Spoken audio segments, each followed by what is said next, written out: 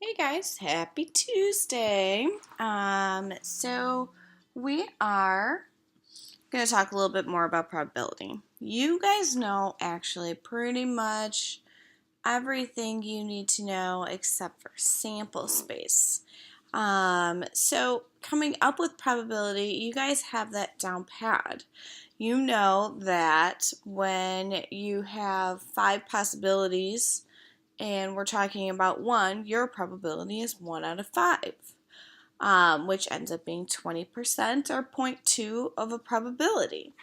So today we're really going to dive deep into that sample space and knowing exactly how to come up with it. And today's going to be really important with making sure we're staying organized. So, what is sample space? Sample space is the list of all possible outcomes, um, and it can be done usually using one of these 3 ways. And you'll notice that the first one says an organized list. An organized list means an organized list, not just a list. It's got to be organized, and there's reasons behind that, and we'll go over them a little bit later. But primarily because if it's not organized, well, you tend to forget about a few of the possible outcomes, or you can't figure out a few of the possible outcomes. So it's important to make sure that we're staying organized.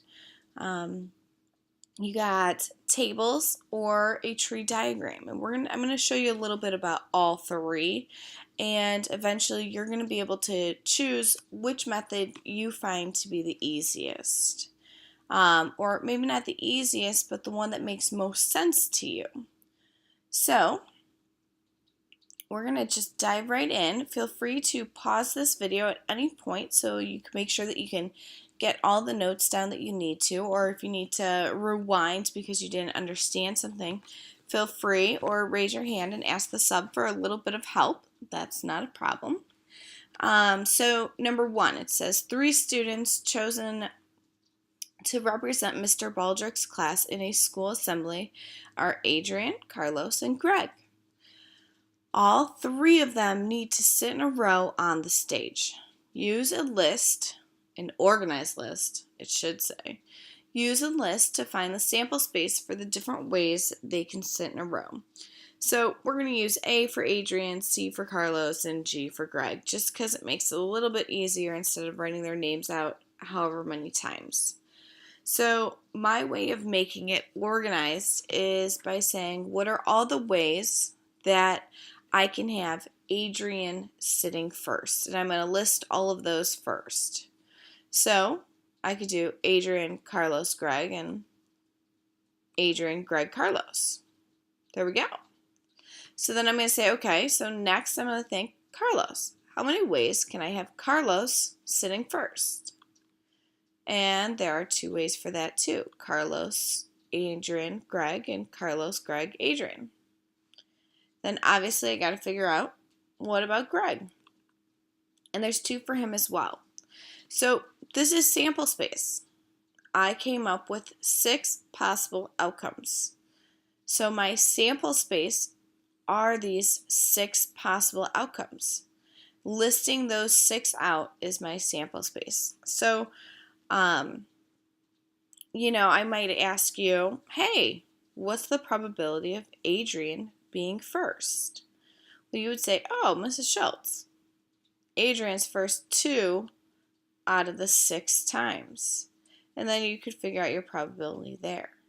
But understanding how many possible outcomes in the sample space is important for you to be able to figure out the probability. So let's go ahead, let's move on to number 2. A car can be purchased in blue, silver, red, or purple. It also comes as a convertible or a hardtop. Use a table or a tree diagram to find the sample space for the different styles in which the car can be purchased. So we got the color and the type of car, the convertible or the hardtop. So what we're going to do is we're going to make an organized list with this as well. We're going to use a table and a tree diagram to figure this out. Since we did an organized list with the last one, we're going to try these two with this one so that you can then see all 3 different ways to do this and decide on your own which one suits you best and which one fits best for you.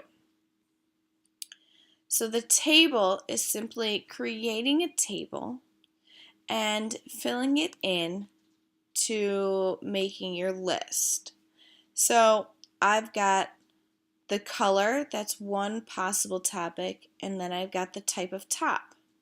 So I write blue, and I make sure that I have blue convertible and a blue hardtop, and I write them both.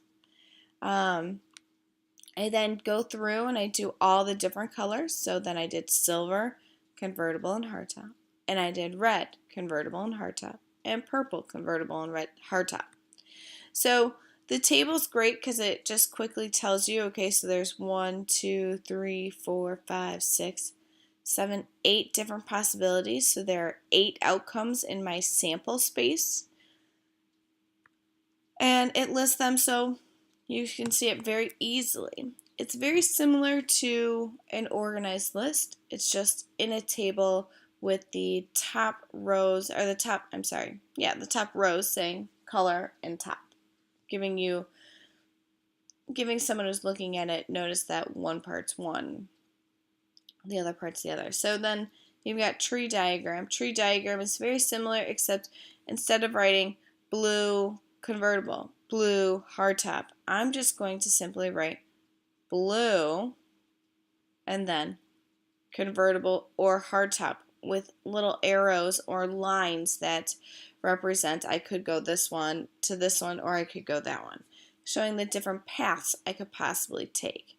Silver, and then pointing to I could do a convertible or a hardtop. Red, convertible or hardtop. Purple, convertible or hardtop.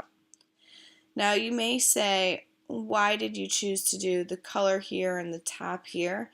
I will tell you, if there's more options there were more options for color, so that's why I started there. Otherwise, well, you would come up with 8 different lines either way, so I guess it doesn't really matter. So then here you'll see I have blue, convertible, and then an extra line that says BC, which obviously means blue convertible. And this just is my line of, this is my sample space. These are my possible outcomes. So it's just writing in overall, that's what that path got me to. And so this would be my sample space for this particular problem. And just like the table shows, 8 outcomes that are possible. All right.